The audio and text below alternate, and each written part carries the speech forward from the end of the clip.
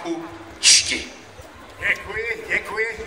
Dovolte ještě jednou, paní královno, abych pozdravil vás, pane králi, též, pane purkmistře, páni a dámy radní, mužové brojní. Dovolte, abych též pozdravil i vás všechny místní, ale též i z dalekého okolí příchozí.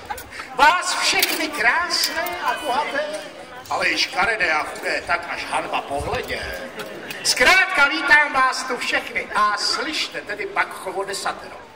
Za prvé, ten, který v tento čas ni žádného z mnoha druhů vín neokusí, nechť je vypovězen za brány města. Za druhé, ostudný, jenž bude po slunci západu přistižen zcela střízliv, ať stav věci co nejdříve napraví.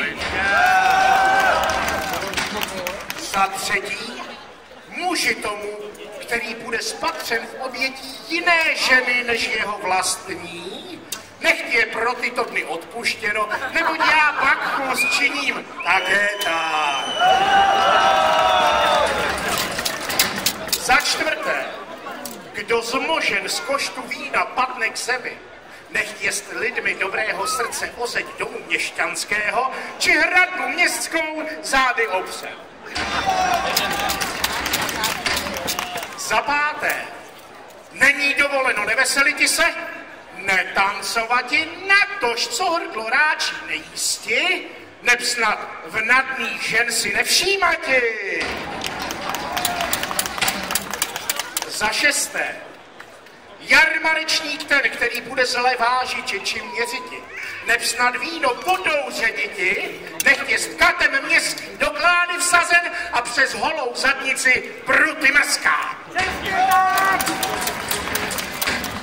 Za sedmé, ženě pak, která bude při smilstvu přistižena, nechť není ni žádným způsobem hubováno, neboť žen takovýchto jest vpravdě ponejvíce Bakchovi, jakožto i ostatním mužům zapotřebí.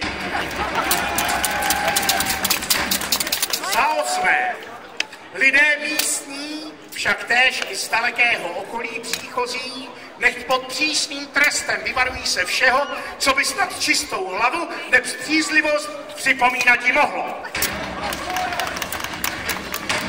Za deváté, kdo pozvání od přítele svého nebli člověka prvně viděného na sklenku vína v tento čas odmítne, nechť jest všemi v kádi koupán a pak na hanbě ubran městských vystaven.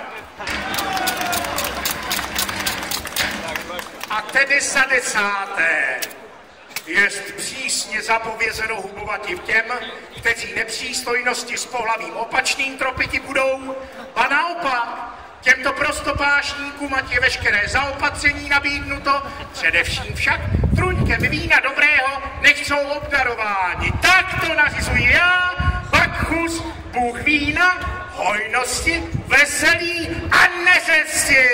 Nech žije pávské vinogradí. Vím, že to v našich zemí není obvyklé, ale ptám se lidu zdejšího, souhlasí-li s těmito zákony? Nuže, jest rozhodnuto. Nuže, a teď, lidičky, co tak si připít?